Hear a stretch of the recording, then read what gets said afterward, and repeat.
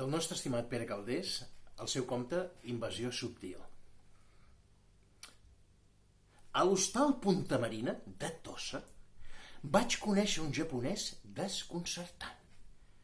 Un japonès que no s'assemblava en cap aspecte a la idea que jo tenia formada d'aquesta mena d'orientals. A l'hora de sopar, el japonès es va seure a la meva taula, després de demanar-me permís sense gaire cerimònia. Em va cridar l'atenció el fet que no tenia els ulls oblics ni la pell groguenca, tot el contrari. En qüestió de color de pell, ell tirava més cap a galtes rosades i cabell una mica rossenc. Jo estava encuriosit per veure quina mena de plats demanaria. Confesso que era una actitud una mica pueril, esperant que encarregués plats poc corrents o combinacions exòtiques. Però no. El cas és que em va sorprendre fent-se servir una amanida. Amb força ceba, va dir. Després va demanar cap i pota, molls a la brasa i ametlles torrades. I després, per acabar, cafè, copa de conyac i una breva. Ai! M'havia imaginat que el japonès menjaria amb una pulcritud exagerada, irritant i tot, allò pinçant els aliments com si fossin peces de rellotgeria. Però no fou així, no.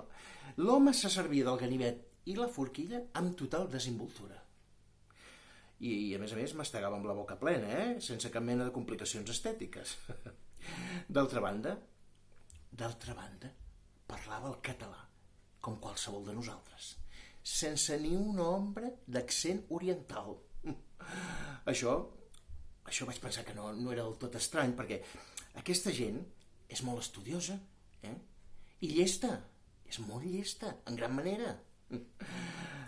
Però a mi em va fer sentir inferior, perquè jo de japonès no en sé ni un borrall. Ai, jo creia que aquell home devia ser representant o venedor d'aparells fotogràfics o de transistors. Inclús vaig pensar que era venedor de perles cultivades. Vaig treure a l'àpat aquests temes i ell els va apartar d'un cop de braç. «Venc sants d'Olot», em va dir. Encara hi ha mercat, li vaig dir. Em va dir que sí, que quedava una mica de baixa, però que ell es defensava, tu. Que el seu mercat era sobretot al sud de la península i que quan tenia 3 o 4 dies de vacances ell tornava cap a casa. «No hi ha res com a casa», em va dir. «Viviu al nostre país?» Vaig preguntar-li. «I doncs, on voleu que visqui?», em va dir. «Ah, ja. Sí, esclar. Aquesta gent, els japonesos aquests, són rodamons i es fiquen per tot arreu, Jo me'l vaig mirar una mica de lluny i us asseguro que no hi havia cap detall, ni en la roba ni en la seva figura, que delatés el seu origen oriental. Fins i tot duia a la solapa un escut del Futbol Club Barcelona, fixa't tu. Tot plegat era molt sospitós. I m'hi vaig ficar. La meva dona aquella nit s'havia fet servir el sopar a l'habitació perquè estava una mica empiocada. I jo, posant-li una mica de salsa, li vaig explicar l'aventura del meu acompanyant en el dinar. Li vaig dir que havia dinat amb un espia. I d'on ho has tret, que és japonès? Em va preguntar ella. Jo em vaig riure així, fent veure que em venia de gust, però la veritat és que vaig pensar, santa innocència. «Els conec d'una hora lluny», vaig contestar-li. «Que vols dir que n'has vist gaires de japonesos?», em va dir ella. «No n'he vist gaire, però jo els clisso de seguida, aquests japonesos». «Ah, ja. Però t'ho ha dit ell, que era japonès?» «No, ni una sola vegada. Ells callen, són astuts». «Ja. Però t'ho ha dit algú?» «No m'ho ha dit ningú, ni falta que em fa. Jo tinc l'instint esmoladíssim».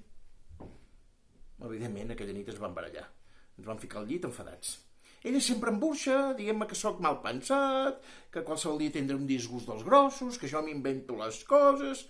Ai, Déu meu. Ella sempre em porta la contrària. Aquella nit vaig dormir poc i malament. No em podia treure del cap aquest japonès, no? Perquè us he de dir una cosa. Mentre es presentin com són, així, amb la seva rialleta, amb les seves reverències, amb aquella mirada de través, si es presenten així, Els coneixerem de seguida i tindrem maneres de defensar-nos, però ara si venen així transformats i amb tanta simulació, ens donaran molta feina, eh? Bon Sant Jordi.